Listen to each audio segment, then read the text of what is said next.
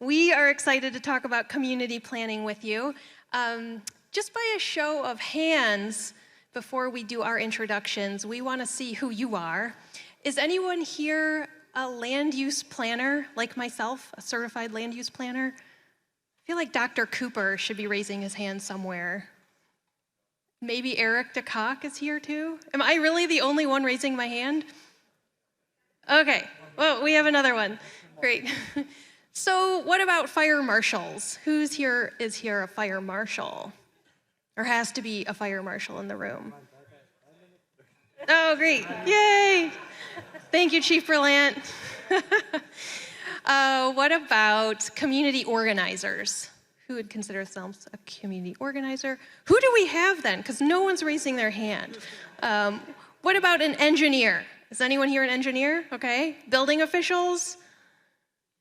And pre-fire engineers? All right. Fire Safe Council member? Great. Anyone else? Shout out what you are. Okay, well that's just helpful for us. We work with a lot of different partners from across the spectrum, which we'll get into in a moment. But first I want to have the rest of my panel introduce themselves. Jay? Test. There, it does work.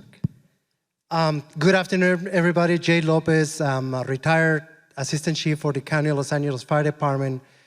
Currently a member of the California Board of Forestry and Fire Protection and the Executive Director of the California Wildfire Mitigation Program, which is a very exciting program, and I'll give you a little information at the end of this. So a pleasure to be here.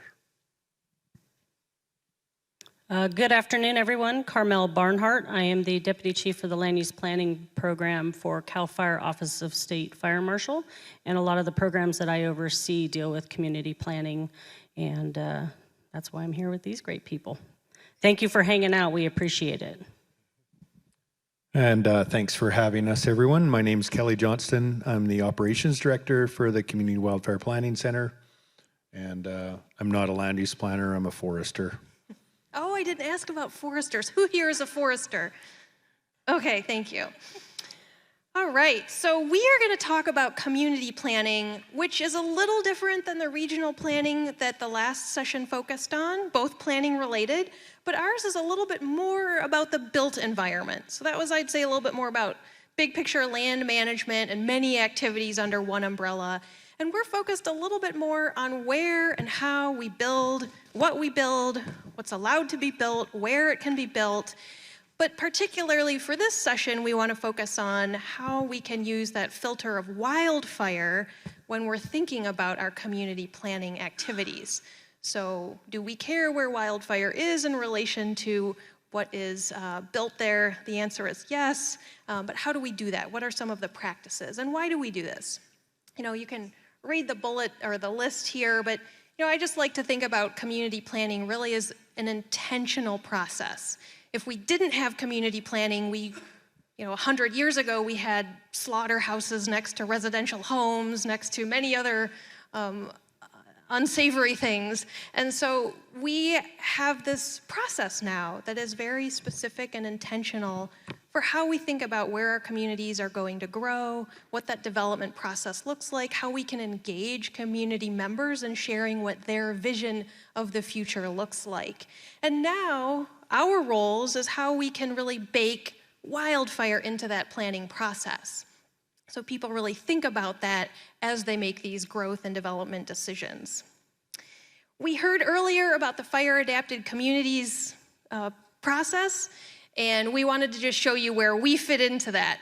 So regulations, plans, policies, there's many examples or tools for how to do land use planning and community planning for wildfire. This is just a small sample, but it gives you an idea of some of the types of efforts we would be involved with. And we're going to talk about all types of development. I think sometimes there's an assumption that land use planning is just for what's new, what hasn't been built, but some of our bigger challenges are for what has been built, so we will talk a little bit about that. And we also look at different densities because different densities have different potential impacts when a fire meets them. You know, it's been a challenge in my career because I tell people I'm a WUI planner, a wildland urban interface planner. First, they have no idea what that is. Then if I explain I work with communities on wildfire planning, they think I help somehow set fires.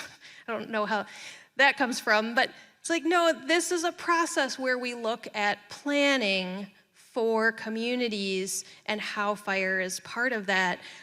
This next process that people, or the next thought people think of is, oh, okay, you work with those forested communities out in the mountains. Well, no, we actually work with communities across this whole spectrum of scales and densities. Everything from very rural to, as we've seen unfortunately many times, very urban, suburban development patterns are also affected by fire. So community planning is for different types of land, different type of land uses as well as different types of development patterns and different ages of communities. So our focus is on why we're here, why community planning matters, what some of the state activities are related to land use planning requirements and programs and activities, and then some of those considerations for new and existing communities. We don't have a lot of questions for ourselves. We promise we actually have time for Q&A, but we thought we'd mix it up. It's been a long day. I feel like if you've been watching baseball, we're at the top of the 8th inning now, so we're almost there. But we wanted to just give you an opportunity to share a few topics you might be interested in so we can, if they fit with our panel, we can weave them into our discussion as well. So does anyone just have a topic related to land use planning that they hope we might be able to cover in the time that we have? So Appendix G for CEQA, I will tell you, I think we have some friends who are consultants here who will know a lot about that. We'll see if anyone else is, though, able or willing to speak to that. Thank you for volunteering that suggestion. Somewhere back here, the cameras, in the back.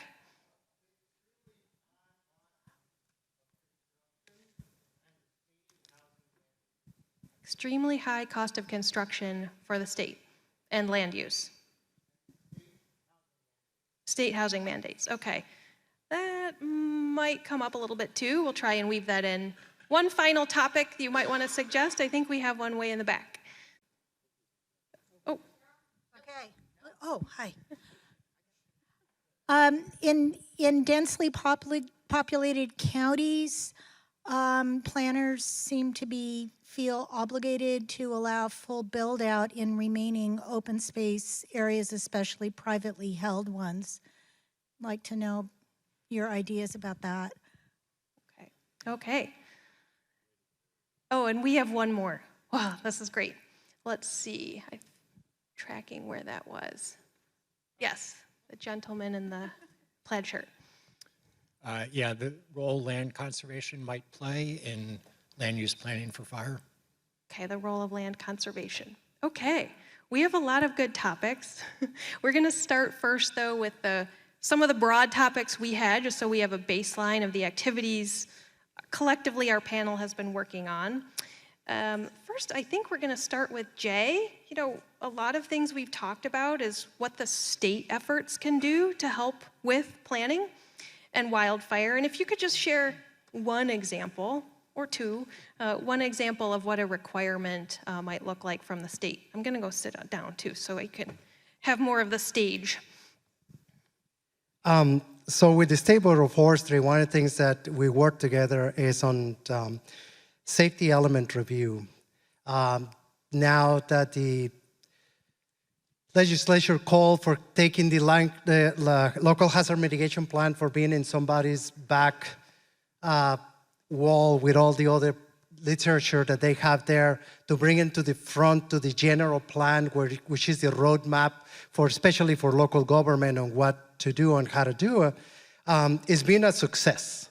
And in bringing that to the safety element right up front with all the other elements that are together in there, It really gives a very good idea for local government how to proceed in the management of fire or other ones, or the mandates in the general plan.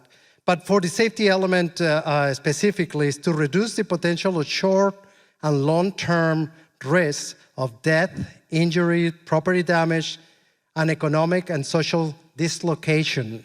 And I really like that word because that's exactly what happened. And when we say that fire doesn't affect us, and somebody was saying an earlier talk that, oh, fire doesn't really affect us.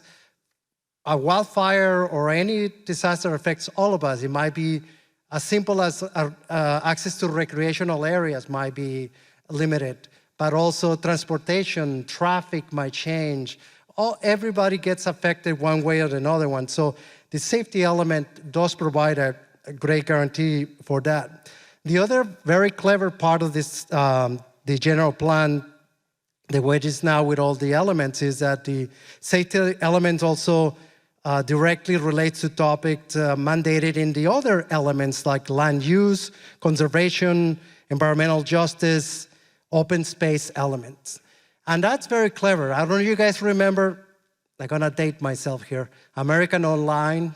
You know, you used to get that CD, AOL CD, and you put it in your computer and you work great, but then you were done with American Online and you tried to delete it, but you couldn't because you had feet in all over your computer with some other stuff, and that was done on purpose. Same way here, everything is related to each other. So we can, the beautiful thing about the general plan and the safety element is that you must consider all the other aspects, open space, land use. And when we get the safety elements to the Board of Forestry for review, it's a very good gauge on what the community level of understanding is, what the local government level of understanding is, and how we can assist them on increasing their knowledge, the latest information. IBHS, the State Fire Marshal's Office are doing a great job on providing the latest tools. Material like that is incredibly important to include it in the future of each community. So in a nutshell, I do have to say land use planning for CAL FIRE has been a great key.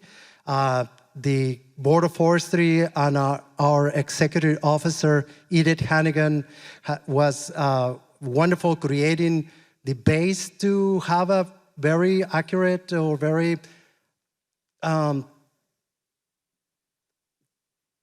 a way to delineate the steps for land use planning and for a safety element. And that, thanks to her, we're in a better place now for our local government, especially how to do that. So Executive Director Hannigan, thank you for your efforts. Thank you, Jay, and thank you, Edith. So CAL FIRE has a very robust land use planning program, of which we've had the pleasure of working with you, Carmel, and some of your team. Could you tell us more, though, about the land use planning program in terms of what they do, the subdivision review program? You know, how does CAL FIRE's role fit in with land use planning? Absolutely, and while Jay was talking the whole time, I was trying to figure out how I can narrow down some of the duties that we do that apply to all of you out here in the audience. Most of my programs work with local government agencies, so we're more of at a higher level of the government for the planning stages, for community planning. But at some point, so with safety elements, our land use planning program, we act as a assistant to the Board of Forestry, and we help them review a draft form of a safety element for all cities and counties with very high fire hazard severity zones and LRA very high fire hazard severity zones throughout the state. And it's very important that they do planning and pre-planning for wildfires within the safety element. So our program, we have individuals that go in and actually do a review and offer additional recommendations to provide the Board of Forestry, and then they go out to the local jurisdictions. How this relates to a lot of you is that at some point, that safety element portion of the general plan itself has to be voted on locally. And like I said, how does this apply to all of you in the audience? Well, pre-planning, before, during, and after incidents or major catastrophic events in your area, that planning starts at the resident level. If you are a resident of California, it starts with you and it ends through the local government process. You have a say, you have a voice. And so when you hear that your general plan is being adopted or portions of it are up for review to be adopted, go to those public meetings and read them and see what's going on in your areas and have a voice, because that's where the changes happen. When you have that voice, that's what you do.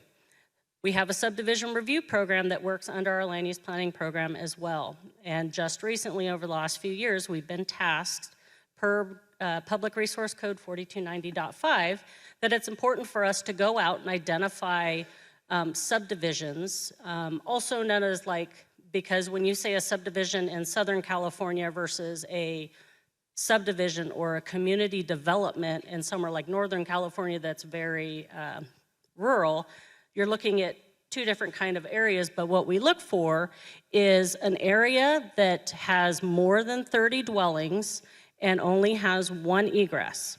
And so what we are doing is we are identifying those areas for wildfire safety. We're not out there doing it to, cite anybody. We're just looking for ways on how we can be smarter and how we keep our residents safer in California, and again, offer recommendations to all levels, from your level as a resident all the way up through the government system, on how we can make your neighborhood safer. I also am the California State Liaison for Firewise Communities, and I assist NFPA, and I see that Megan's here. We have a great working relationship. I know there's a lot of fire safe councils in the room as well. We are working on doing a lot of updated training, networking with their communities, and just trying to bring more back to the communities and making us all start that pre-planning process and making our communities safer. Thanks, Carmel. So we are just, I think, giving you a tip of the iceberg in terms of the activities that the state has, state minimum requirements, state opportunities for different programs and plans. And one of the things that we have provided, Kelly and I, in partnership with CAL FIRE, is, well, how do we get this great information to the different audiences that can benefit from it? So we started working on trainings, and Kelly's going to tell you a little bit more about those. Well, first of all, I want you to know that firefighters don't actually drink out of fire hoses, but I think you guys, with the information that's coming your way and with everything that you've heard, is like drinking out of a fire hose. And maybe that's why people didn't put their hands up when there's land use planners out there. From what we've seen over the years with working with land use planners on the topic of wildfire is that, land use planners have a huge, a small desk with a lot of stuff that keeps getting piled on it. And then we say, hey, what about wildfire? And there's wildfire requirements, and there's assistance from CAL FIRE on how to meet those requirements. But what we identified was maybe it would be great if they had some training, so they understood the wildfire component a little bit more, and it'd make it a little bit easier to drink out of that fire hose.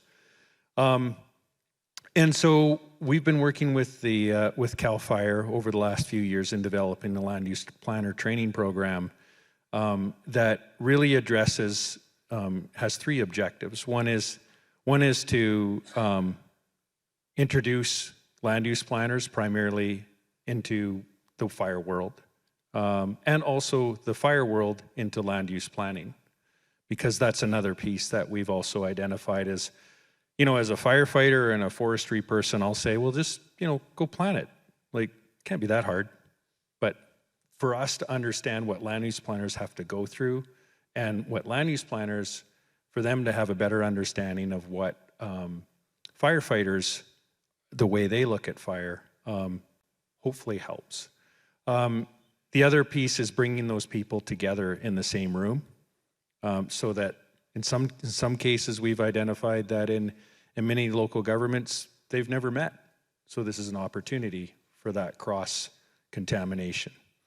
And then finally, to understand the programs that CAL FIRE has available and some of the requirements to better pull those apart and learn about them. And so the way it's delivered is we've delivered a number of courses last year. It's the first half of the course is think like a firefighter. The second half of the training is think like a planner. And we try and have that mixture of folks, not just land use planners, not just firefighters, but foresters and building code officials and fire marshals as well. And so we delivered a number of trainings last year successfully, and we've got a number of training dates lined up for this year. They've been well received, and we've taken some of the feedback from the participants and improved the training.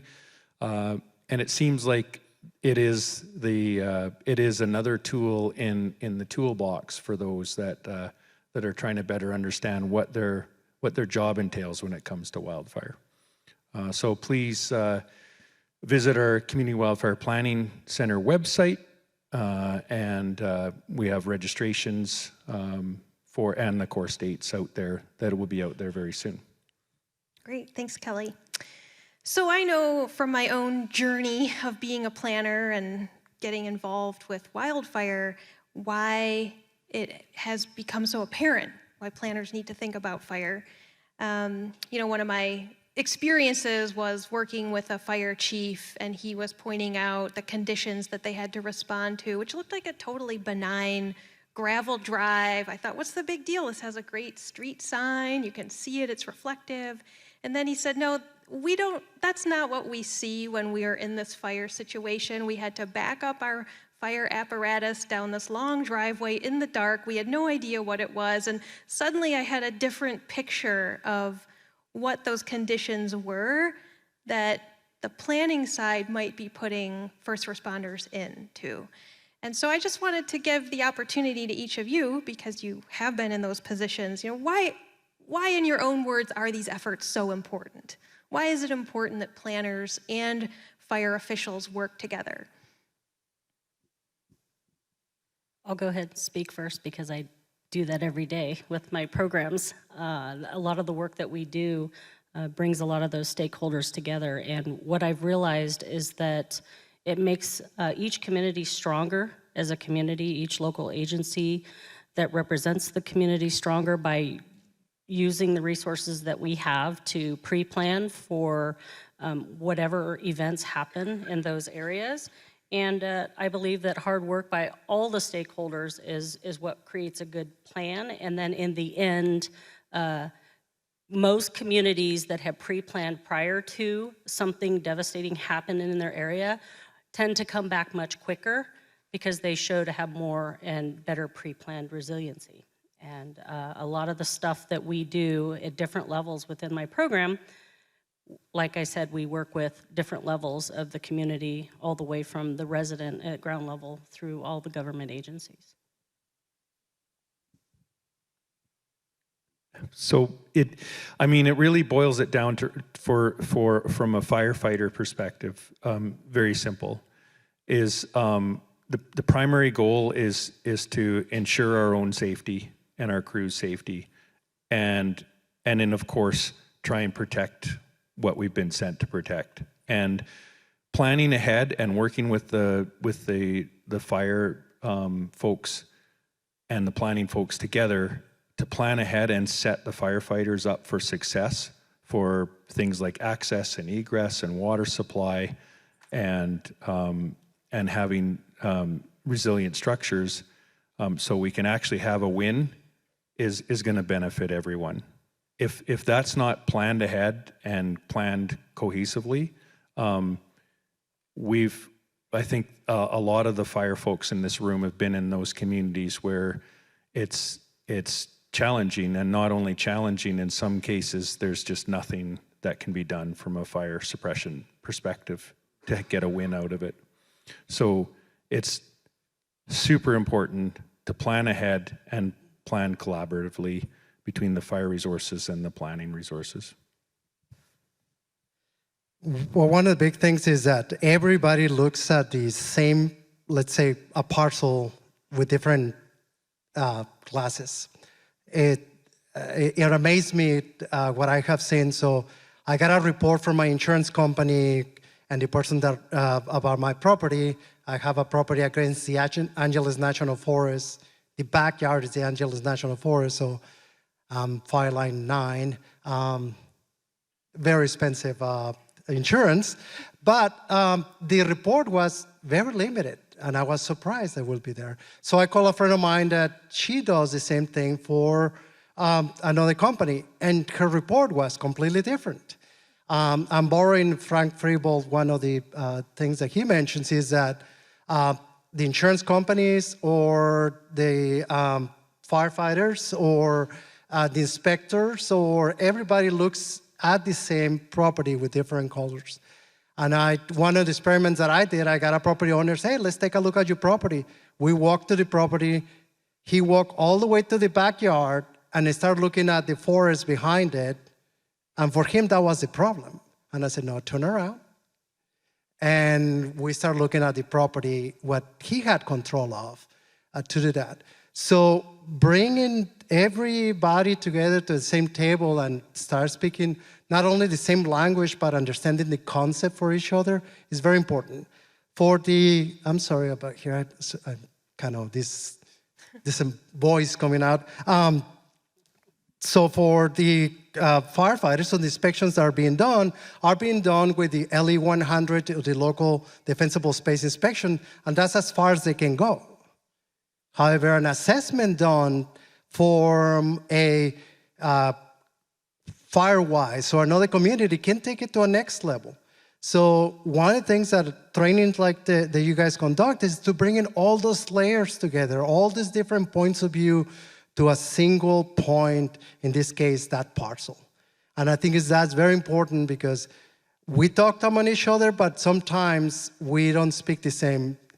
I was in a conference just a couple of months ago here in Ventura County, and I was talking to somebody about home hardening. And that person looks at me, oh, so you're gonna retrofit your house for earthquake? We were in a conference about fire, and the easy understanding is home hardening for earthquakes. So I assumed that home hardening was fire, but since then I say wildfire home hardening. So we need to make sure that all that gets worked out, and just as simple of looking at from the same place, but not only looking at to make everything homogeneous, but to understand the different point of views and how they deal about it. And you made a great point. If a planner doesn't know what is going to be in a place of a fire in progress and the danger that not only the property owner but the firefighter is going to be, it's a good time to understand during that planning. Last story, 2009 station fire. I'm working the base and away from it. The fire's coming to that house in Altadena. I showed up. Next to me is an LA City Fire Chief retired, my house, and then other houses. To my great surprise, I went to my house to pick up my family is gone, went to pick up all my important papers, got to the house, and it's an LA City fire engine parked in front of my house with hoses around my house. And I said, hey, the next guy said, one of the retired fire chiefs. So why do you choose my house? And I did it on purpose, but I bought the house in 2006 with the purpose of getting out of fair plan. I did all this work and got myself into farmers, but I asked the captain, why are you in my house? Because we feel safer. And we can provide a better service to you and everybody else if we're safe. And so that's the type of information that we can all learn from by sitting together and talking about these issues. So. Thanks, Jay. You brought up a good example about that parcel scale. And in fact, I really liked, Chief Berlant, your image this morning with the circles, because I think community planning is about all of those circles. You know, we have the parcel scale, the neighborhood, and the community-wide, which makes it exciting but also very complex, right? And not only that, the other layer of we have these different scales, but we have this diversity of new and existing homes built at different ages. I forget, things are kind of blending together throughout the day what we heard, but and maybe it was in Chief Berlant's keynote, or maybe it was earlier, or a different one, but we also heard about how many homes were built before 2007. So all of this existing stock, and not only homes, but we have roads, right? That may or may not meet the minimum fire safe regulation standards. And so there is a lot going on, and every community looks different. And we always get the question, oh, this is all great. You know, we've figured out how to build new communities well and fire safe, but what do you do about everything that already has been built? So I wanted to ask each of you, and then we'll open it up for more questions and respond to any of the previous topics. You know, what are, could you give us an example of what are some tools and considerations for the new versus existing communities? And I don't even know if I want to say versus, but new and existing communities. So Kelly, do you want to start? Well, one of the other programs that we've been working on with CAWFire for CAWFire is the Community Wildfire Protection Plan Toolkit. And someone earlier brought up all the acronyms, including CWPP, and so we understand that in the general public and the folks that are out there, there's a whole range of knowledge, probably not at that end of, I don't even know what CWPP stands for in this room, or maybe it is, but all the way to advanced knowledge of fire. So what that does is produce a variety and a whole potpourri of community wildfire protection plans that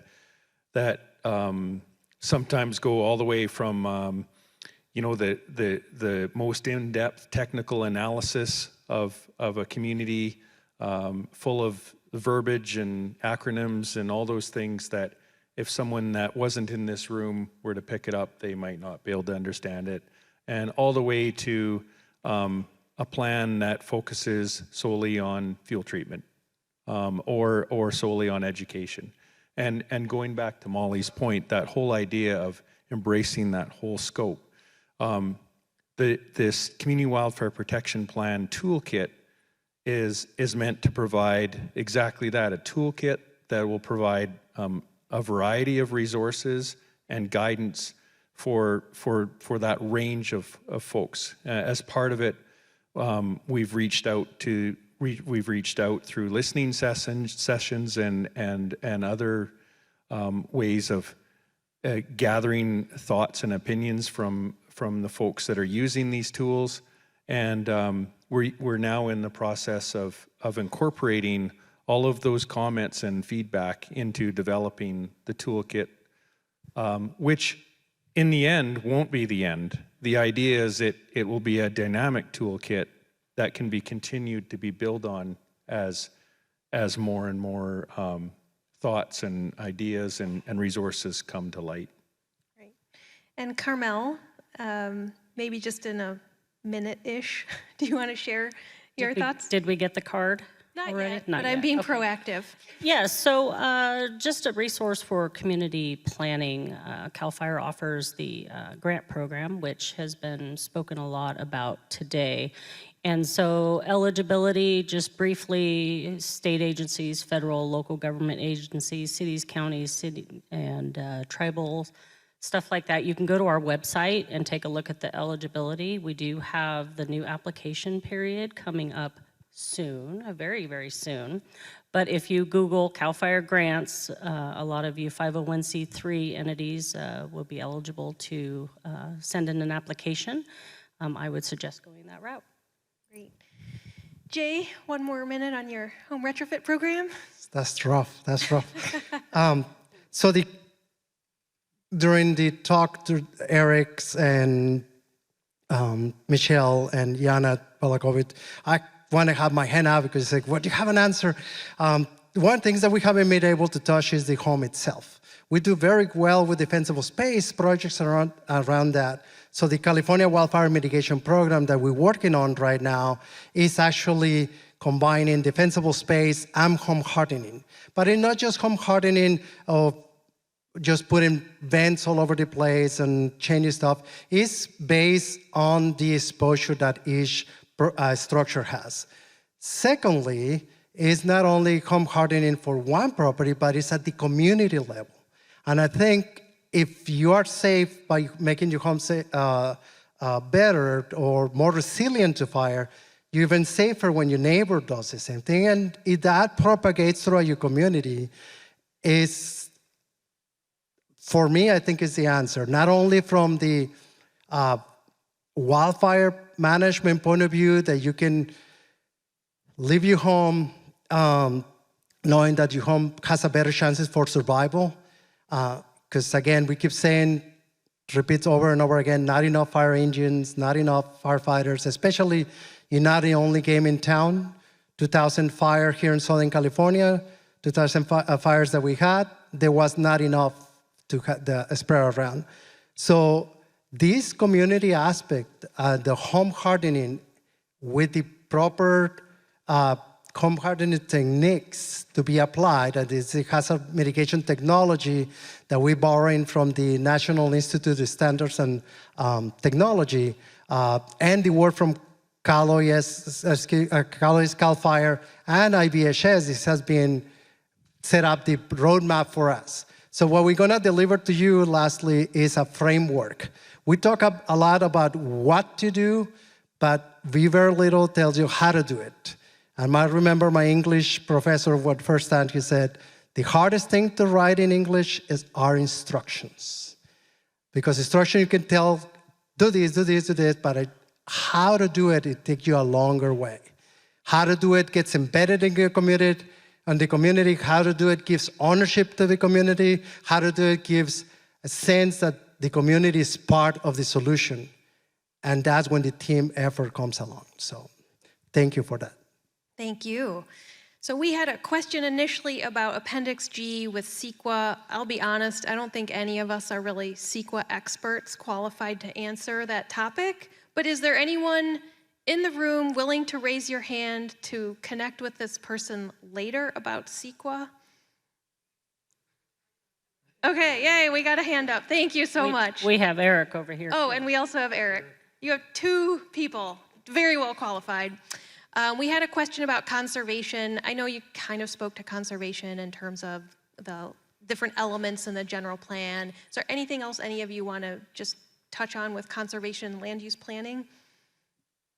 Well, you know, we have a fire problem, and the fire problem, for a long time has been said is a forest problem, but again, affects all of us. So when all this started, the 30 feet of defensible space was to protect the forest from the humans. So that still applies. 95% of the fires are by us. So it's preventable. So we should consider that's a forest fire, doesn't gonna affect me. That's a community fire, doesn't affect the forest.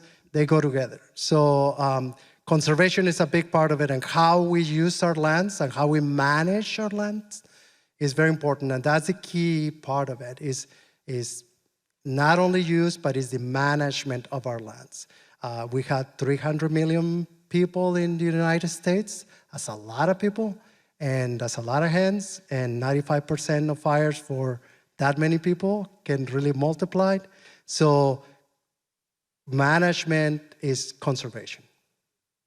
Do you want to add to that? Or? Yeah, I think the only thing I can add to that, and we heard it from a few speakers today, is, you know, healthy ecosystems generally increase our fire resilience. You know, we've got a lot of ecosystems out there that we as humans have pushed to beyond the unhealthy stage, and bringing them back to a healthy ecosystem will help us mitigate our fire problem. Recognizing that we are in an environment in most of California and all along most of North America that is heavily driven by fire as a disturbance. And so we're gonna have to live with that. but in many cases we can address that in all of the aspects that we've talked about, including and not forgetting about managing the ecosystems. Any other questions or topics? We have a few minutes left, and we will all be at the reception, so you can corner us, hopefully not, ask us gentle questions during the reception. So, there was a question about cost as well. Does anyone want to cover that? I know we talked about that a little bit already with the low-cost home retrofit in earlier sessions. But. Yeah, I mean, I think the only thing that I want to put out there for some thought-provoking is we're losing in the last few years. We've lost tens of thousands of homes, more than that, to wildfire. And I'm not an economist. I'm not a construction expert, but focusing on having to rebuild all those tens of thousands of homes and all the remediation that's required to do that, in my mind, is a cost that at least we can try and address that through mitigating the current housing stock. And may I say, one of the hardest things to do is the impact that happened not only during the incident, but you happen to lose your home or your community. Talking to a person that lost their home, one of the hardest things for them and his family was that they said, oh, I'm gonna go to a meeting, I just go get my suit that I don't have anymore. Oh, I'm just gonna go get my computer that I don't have anymore. And that disruption in your life is very difficult. Now you're taking that those property owners, now they gotta go rent somewhere else, that displace somebody else, that have to go somewhere else. So the domino effect is quite large.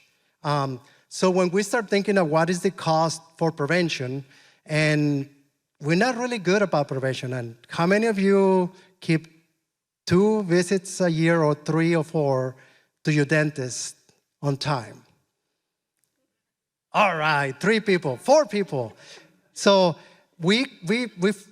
prevention is, we're not good at it, but if we want to really minimize the cost at the end, prevention is a way to do it. So yes, it costs some work. I'm doing my own house right now. I'm taking a home, a 1960 home, making it all Chapter 7A compliance in there. I'm over $100,000 now with it. But give my family a chance, give my pictures from my mom and my dad and all the stuff that we have in that home a chance to survive. There's no price for that. So yes, we gotta work on that.